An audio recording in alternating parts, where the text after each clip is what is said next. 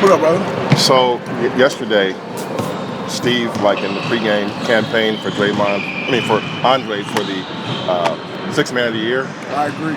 In the postgame, he didn't campaign for you as Defensive Player of the Year. He just said you're the best defensive player in the league. Do you feel cheated? No love, man. No love. No, I definitely think Andre deserves to be Sixth Man of the Year.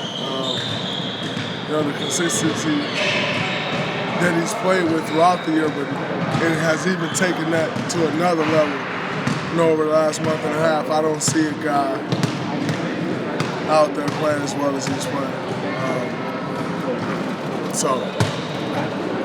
And if winning matters, which I think it should, I don't understand why he. Steve's thing was that it's always a score. It's like they just look at whoever scores the most off the bench, that's the guy, and he felt that was unfair. I think it's unfair too, but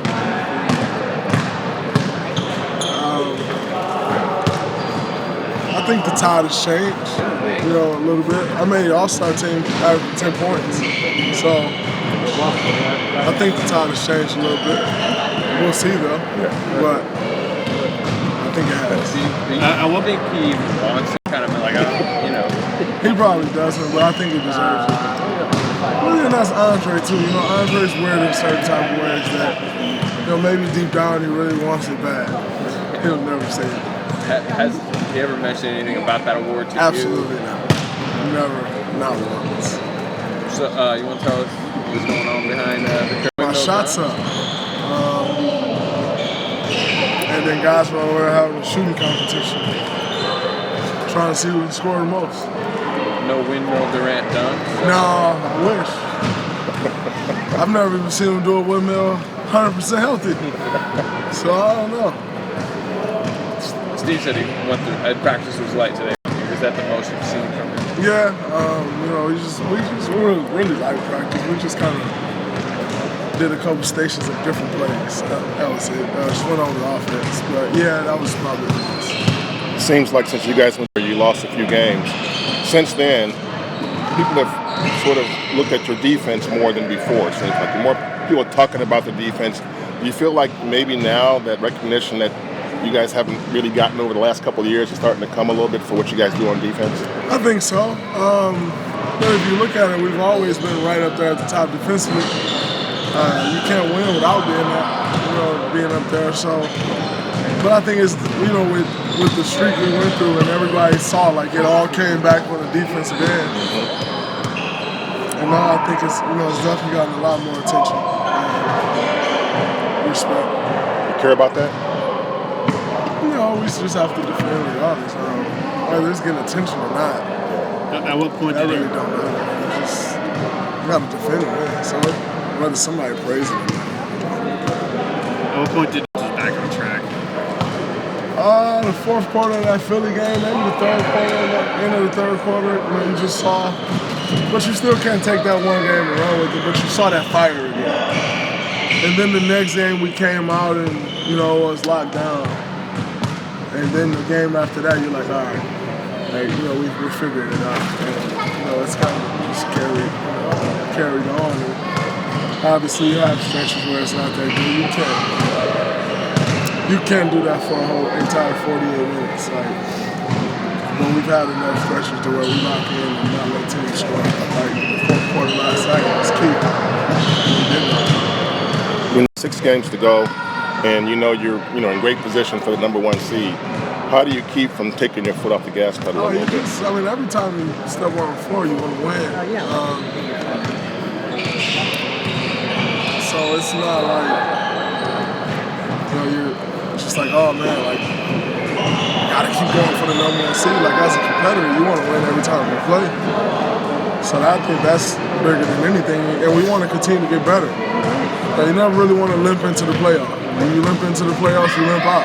So, you want to go into the playoffs rolling, and that's our focus. No one sees. Right. Ron Adams was saying that he feels like JaVale has made some big defensive strides just the past couple of weeks. Have you noticed that? Absolutely. He's been a lot better defensively. It's not even the blocks. Obviously the blocks last night were great, but it's more so just anchoring the defense, changing altering shots at the rim, not letting guys get to the rim. I think he's been a lot better. You guys have three, David, JaVale, and Zaza. They're all very different. Is that a good thing that you can change the pace with the bigs like that? I think it's a great thing, and also McAdoo. All those guys play different roles. It's kind of on matchups. You can kind of go whatever way with any matchup. I think that's great, to have so many different guys that you can go to at any given time. And, the great thing about all those guys is they are true professionals and they all stay ready whenever their number's called. You have several Barnes, even who are peaking right now, late in the season. Do you look at them and kind of think, man, I want to be like that when I'm older. I want to have my body at that point, at this point in the season? Definitely. The way those guys take care of their bodies, you understand it. So, you definitely look and say, oh man, try to take some things out of their book. Knowing that one day we'll all get to that point. And we still want to be able to play out of our level, which they are. All of them. Which has been great for us. I know your guys are out today and Monday. Oregon, Gonzaga, South Carolina, North Carolina. I think Carolina, they're the most talented. Usually when you get to this point, the most talented team. Last year they were close. Yeah, usually. So, and they got experience. Right. They got athleticism, they got shooting, they got bigs. I think Carolina can win it. But I don't care. So you gonna watch? Maybe. If I'm at home, I'll watch. If not, I won't plan my day around it. But if I happen to be at home, right, you check it out. I check. I know you watched some UConn. Man, that's crazy. I love the way those girls ran to that locker room. That says a lot about them. That shows you why they win. To lose that game like that, what was it, 111 in a row? Mm-hmm. Losing the Final Four on the buzzer beater by a team you beat about 60 a year ago, and you sprint to the locker room, head up. I respect that. So forget the loss. I respect the way they ran to the locker room. But I pay attention to the little crazy stuff. So. And REM was smiling. That was incredible.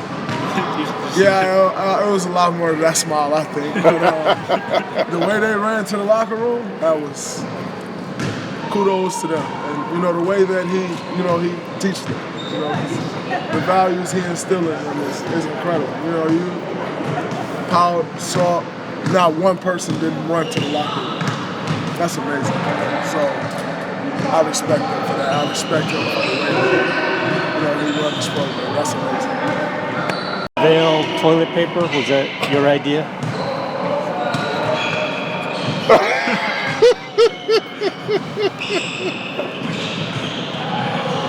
A little bit of revenge there, Nick? It's a fun day.